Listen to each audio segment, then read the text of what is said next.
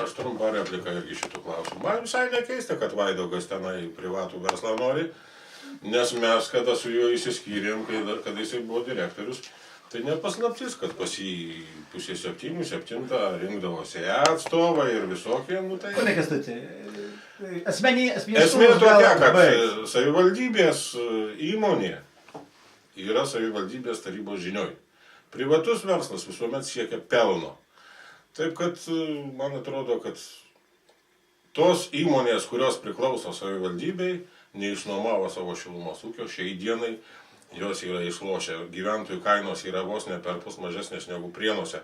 Ir jeigu šiom dienom pasidomėsit, tai ir vyriausybė, ir pati prezidentė labai susirūpino šilumos kainom ir sako, kad netgi reikėtų visą šilumos ūkį perimti į valstybės rankas.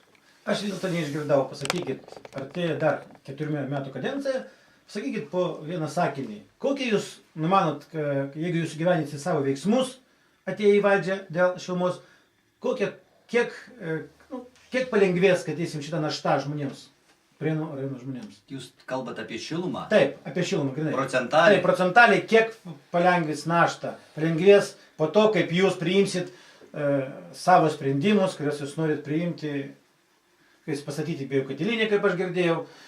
Visi, kaip aš suprantu, visi kalba apie tai, kad reikalinga biokatilinė. Viskas tvarkoj. Kokiu būdu tenais? Savivaldybės įmonės statys arba privatus kapitalas, bet procentaliai žmonės nori išgirsti tą skaičiuką. Dabar 302 centai. Kiek manot, ponia Liudai, kiek gali kainuoti patogiai privertą pradėkime?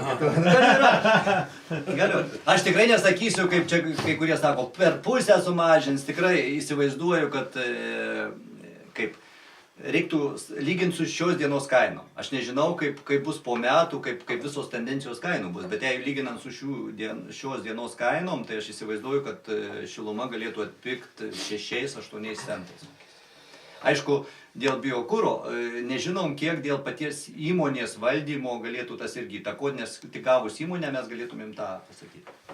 Jeigu pas mus būtų tas optimistinis planas, kad mes statom tą biokatilinę su ES pagalba, kur reiškia maždaug apie 3 milijonus būtų ES pinigai, kitie jau reiškia būtų iš vartotojų pinigų, kažkiek tai dasidėtų kofinansavimo savivaldybė, tada vis tiek dalis tų pinigų, sakysim, apie 2 milijonus gultų dar ant vartotojų pečių. Apie 3. Nu, apie 2,5 ar kiek milijono reiškia. Smarkiai iš karto kaina negalėtų pakisti, bet manau, su laiku jinai turėtų kažkur tai apie 18–17 centų būti.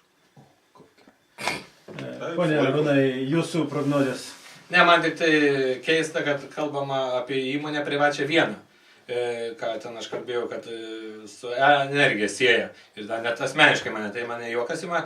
Yra Lietuvoje daugiau įmonių, kurios tai teikia. Ir šiandien dieną, jeigu paskelbtum konkursą, jau dabar aš žinau, kad 4 Lietuvoje įmonės, 4–6 įmonės, kurios domisi Prienais ir duotų pasiūlymus. Tai aš nemanau, kad čia reikia prisirišti prie energijos, kaip bandoma kalbėti. O kainą, aš galiu pasakyti šiandien drąsiai ir atvirai, kad jeigu ateitume į valdžią, tai šį rudenį stovėtų biokatilinė ir kaina sumažėtų iki 30%. Gerai, aš supratau, kad iš tiesų gyventojai susidarys nuomonę apie jūsų pozicijas. Dabar norėčiau trupučiuką prieiti prie tokio platesnio klausimą, bet jis, kad būtų ne taip plačiai mes apie jį pakalbėtume, apie infrastruktūrą viso rajono. Aš norėčiau išgirsti tokį dalyką. Kaip manom, ar Prienų rajonas liks, koks dabar yra, skaitysim, daugiau kaip visi vadina kaimo vietovė, bendrai? Aš nevadinai. Čia mano tokia nuomonė, jūs pasakysit kitaip, viskas tvarkoj. Tai kokia vizija, skaitysim, socialdemokratų, jūs atstovaujat, ponia Liudai, socialdemokratų, kokia vizija, kaip turėtų atrodyti, skaitysim, per ateinančius 4 metus, jeigu jūs vėl toliau būsit valdančiojai, kaip atrodyti turi rajonas, kokie pagrindiniai bus kryptis jo vystymasi. O čia mane norėčiau išgirsti. Taip pat norėčiau paskui išgirsti tą patį apie vystymasi, apie kryptis ir pas poną Kęstutį, pas poną Arūną. Tai prašau, ponia Liudai. Taip, iš ties tos permainos laukia gana didelės ir aš esu sakęs spaudos konferencijoje, kad praeitais metais mes įsisavinom 17 milijonų lėšų, kai tuo tarpu prieš keletą metų visi džiaugiasi, kai gaudom iš valstybės 3 jau didelė sėkmė 4 milijonus lėšų. Tai tikrai tie pokyčiai dėl tų lėšų yra.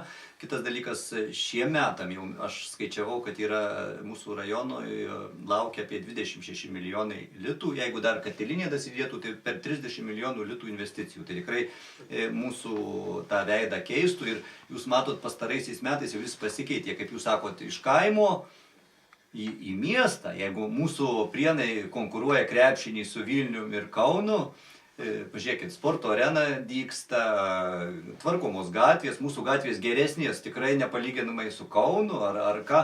Tai tikrai miestas, aš manau, dar šiais metais dėl investicijų dar taptų jaukesnis, patrauklesnis ir tikrai ta vizija galėtų būti, pavyzdžiui, ir įsivaizduoju, kad čia ir su sportu susijęta.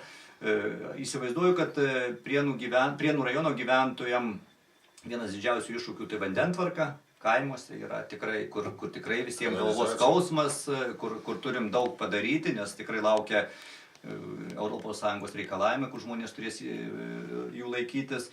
Tai kelių infrastruktūra ir šiaip aplinkos tvarkymas, įstaigų, patalpų, tų pačių kultūros, švietimo įstaigų. Taip, kad tikrai aš norėčiau palinkėti, kad žmonės rinktųsi tuos žmonės, galvodami tai pragmatiškai, kad ar remdami politiką jie galvotų, ar jie patikėtų savo pinigus jam tvarkyti.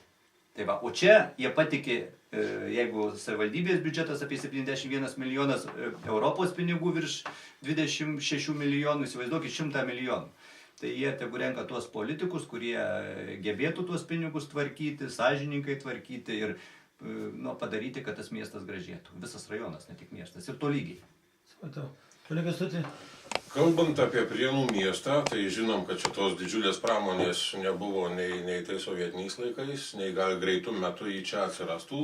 Vis dėlto Prienai tai yra Kauno, kaip vadinamas, tas miegamasis rajonas, kiek plėsis Kaunas, kiek prieniečių dirbs Kaune, kiek jie parveš pinigėlių į Prienus, taip čia ir prieniečiai gyvens. Aišku, malonu, kad tos investicijos ateitų, pastatytų kažkokią gamyklą ar atnaudytų kažkokią buvusią gamyklą. Daug kas priklausytų, jeigu mes turėtum gerą kelią, platų kelią su Kaunu, kadangi jo nėra, šiek tiek tie dalykai stringa, tas važiavimas šiek tiek sunkokas yra su Kaunu. Kalbant apie visą rajoną, irgi turim gamyklų, turim tualetą, turim kai kurias gamyklas tokias, bet jų nėra daug.